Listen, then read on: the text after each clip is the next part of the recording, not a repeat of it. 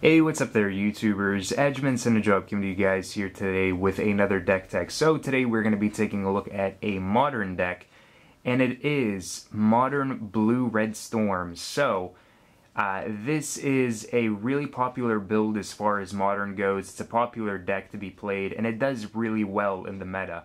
Now, the deck lists vary a little bit with what players like to run, but this is what I've been running, and I've had the most fun and the best results with it, with playing it.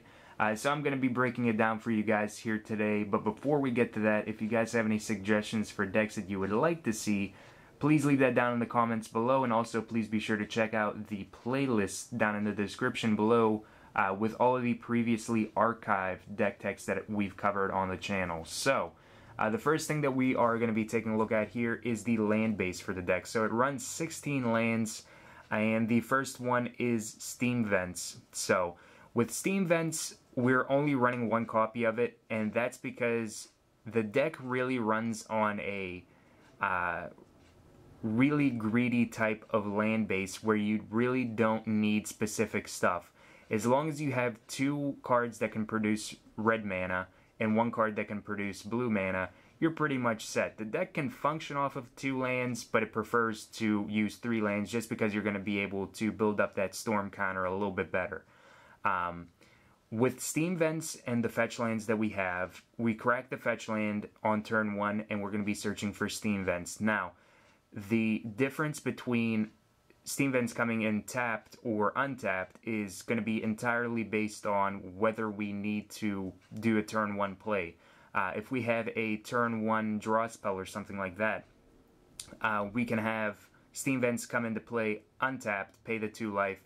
But if we don't, we're just going to do like Scalding Tarn into Steam Vents, not pay the 2 life, and just have it be tapped because we have really no use for it being untapped. So that's one of the nice things about Steam Vents is you don't have to pay the 2 life if you don't have anything to play. So we're running 1 Steam Vents. It's going to be our first target for fetching.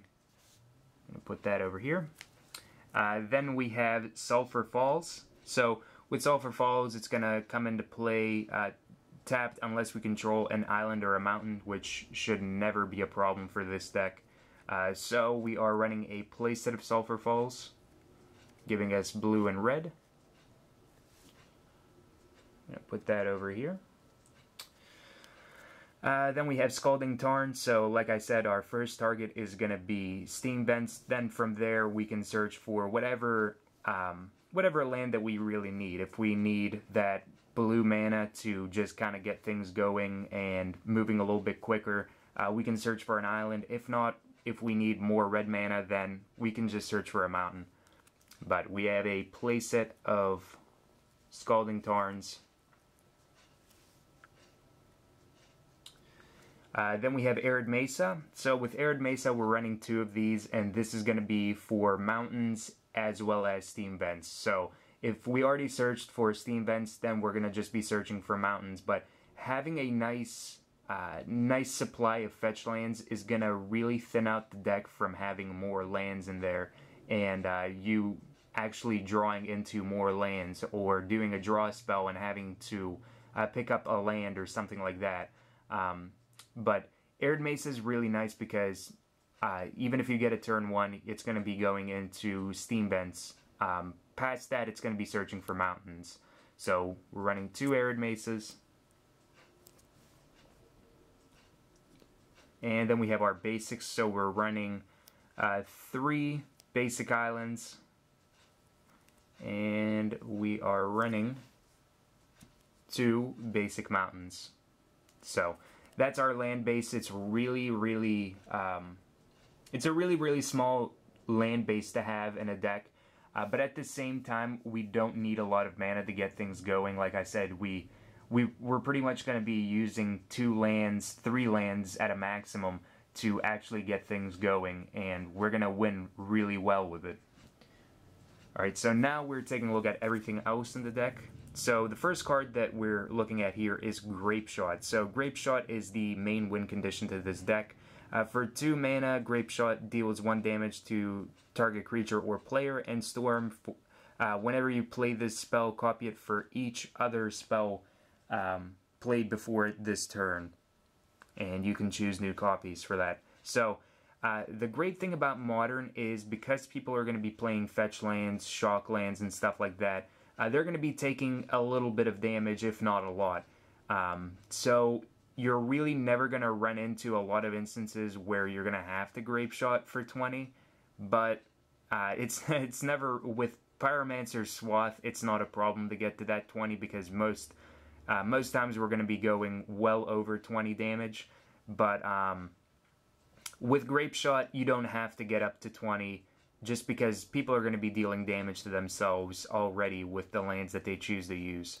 But we're running a playset of Grape Shot, so we're going to put this off to the side here, and then we're going to talk about how we actually build up the storm. So with this, we are going to have some mana producing ritual type spells. So we have Seething Song here, so it's a 3 to cast, 2 generic and 1 red, and then it's going to put out 5 red mana. So with this spell, it's going to net us a 2 red mana. So we put in 3, we get out 5.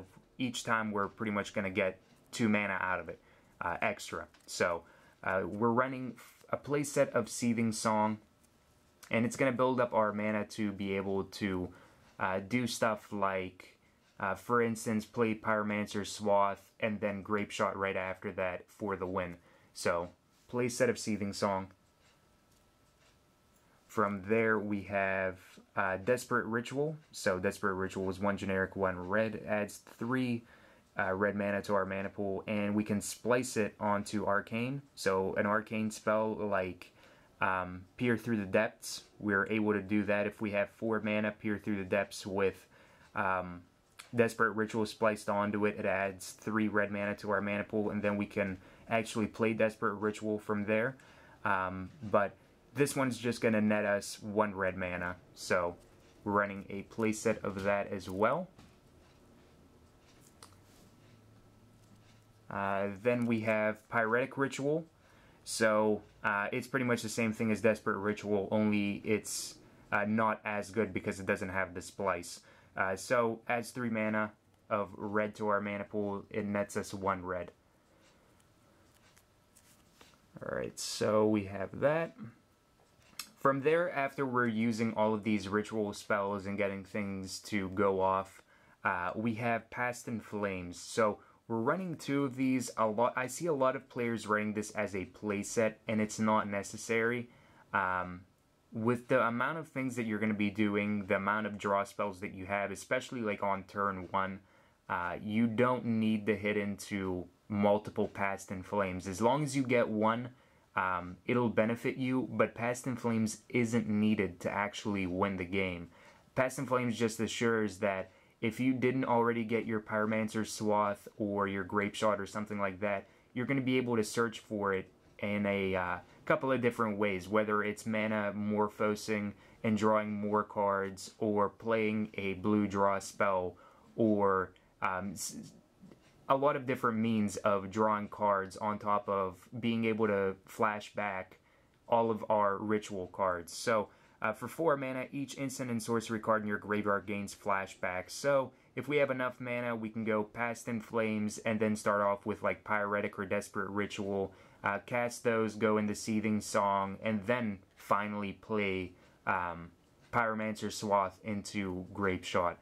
But Past in Flames isn't necessary, but it helps us out, especially if we don't have all of our combo pieces. So to say, it's not really a combo, but it does function and work like a combo deck, because we do have factors that we need to have in play before we can actually win.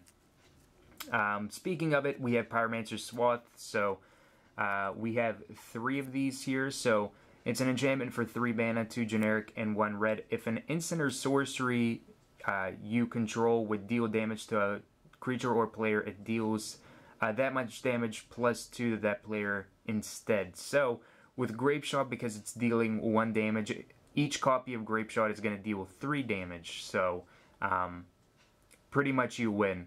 As long as you have enough Storm copies of Grape Shot, you can win. really easily. Especially, like I said, because players are going to be dealing a little bit of damage to themselves with fetches and shocklands as it is. So it's never really hard to win with Pyromancer Swath and Grape Shot. So we're running 3 of these, and that's the kind of the biggest thing to do with this deck. So we have that. We also are running Lightning Bolts, and this is either players outright play this card or they don't play this card. There's never really like a throw-in of just one Lightning Bolt or something like that. And I decided to run 3 of these, and I've really liked it just because if you get into a slow matchup where you're not really able to do a whole lot and you're just, you drew the wrong type of cards and you can't really go anywhere from there, Lightning Bolt's going to be nice because it's going to help you level out a little bit, especially if your opponent's playing creatures and some type of aggro-based deck. You're going to be able to just do some spot removal and get rid of them. So that's I think the best thing about Lightning Bolt is it can help you just kind of stay in there if your opponent's playing aggro and you're not able to combo off, which shouldn't be a problem in really any game, but sometimes if you get the wrong hand and you decide not to mulligan or something like that, you try to be risky and then you don't actually get what you need. Lightning Bolt's going to at least help you rebound a little bit. But also, once you're doing all the storming and you have all your rituals going off and everything, I find myself to have a lot of surplus mana. So even if we get the Pyromancer Swath out there and we still have a little bit of surplus mana, if we have like 3 mana instead of just 2 to play Grape Shot after that, we can play Lightning Bolt. We can play Lightning Bolt and target our opponent and then play Grape Shot. So it could mean the difference between a couple of Storm counters, a couple of Storm copies that we couldn't play, and it could also just match what Grape Shot can't do with the amount of spells we played so far in the turn. So 3 Lightning Bolts. We have Manamorphose, so 1 generic and 1 split red and green. So add 2 mana in any combination of colors into our mana pool and we draw a card. So this is going to help us fix based off of any blue spells that we really need to play, draw spells, stuff like that. And it also lets us draw, which is going to be nice so we can actually get into more of our rituals or get into the Pyromancer Swath or a Grape Shot or something that we need. So play set of Manamorphose. But the best thing about it is it's going to give you that blue mana if you're, especially once you're hitting into all of your rituals, it's just going to be all red mana that you're producing. So Manamorphose lets you fix it up a little bit, gives you a little bit of blue mana, and lets you work from there and get into more spells, more storm counters, and just build up for Grape Shot. But ultimately, the best thing about it is it can be flashed back easily with Past in Flames. From there, we have Peer Through Depths, so look at the top 5 cards of your library, reveal an instant or sorcery among them, and put it into your hand. So the nice thing about this is it's going to let you get cards like Grape Shot.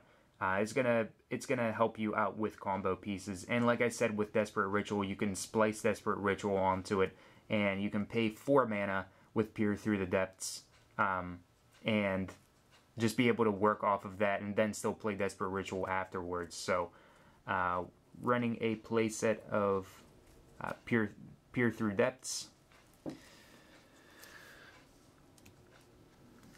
From there we have Serum Visions, so for 1 blue, draw a card and scry 2, and it's going to help us kind of plan out what else we're going to be drawing into.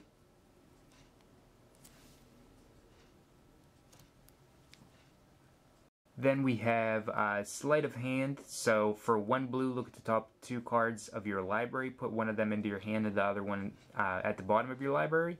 So the nice thing about this is you essentially, it's kind of like scrying, but not really. You're going to look at those 2 cards, you're going to pretty much pick the best one or the one that you need as a combo piece, and the other one is just going to go to the bottom of your library. In most cases, it's not really going to be huge, even if both of the cards are something that you need, especially because you can always crack a fetch land, shuffle your deck from there. But because we run so many copies of each card, there's really no problem with one of those cards going to the bottom of our library. But ultimately, Sleight of Hand's a good way to be able to get more things that we need, especially if we're flashing it back. So we have that. And then the last card that we have here is Gitaxian Probe. So with Gitaxian Probe, it's 0 to cast essentially because we're going to be paying 2 life with it almost every time, unless it's like turn 1. And it's the only thing we can do on turn 1. But look at target player's hand and draw a card for Phyrexian blue mana. Now, the great thing about it is it can also be flashed back with Past in Flames for 2 life. So that's another way to build up Storm. But taking a look at what our opponent hands is really huge, no matter what deck you're playing against, unless they have no cards in hand. But being able to see what they have and knowing whether you can win right there is the one reassuring thing about playing Gitaxian Probe. Also, drawing more off of it for 2 life is really nice. So it's an easy way to build up Storm and a nice way to draw into more things, and it's convenient to flash back. So that is pretty much everything that we're running for this modern Storm deck. So the entire deck list is down below where you guys can check it out and see what all I'm running if you missed out on anything. Also, the sideboard's going to be down below that I'm running for my meta, so you guys can get some ideas off of that. But all in all, it's a really fun deck. It works really, really well, and it has great results, and it does it really quick, so that's the best thing about it. But if you guys enjoyed this deck tech, please be sure to like, favorite, and subscribe for more daily Magic the Gathering content. And please be sure to check out that playlist if you didn't already with all the previously archived deck techs, so you can check out some other cool builds that I've built. But until next time, guys, have a wonderful, fun-filled Magic the Gathering day.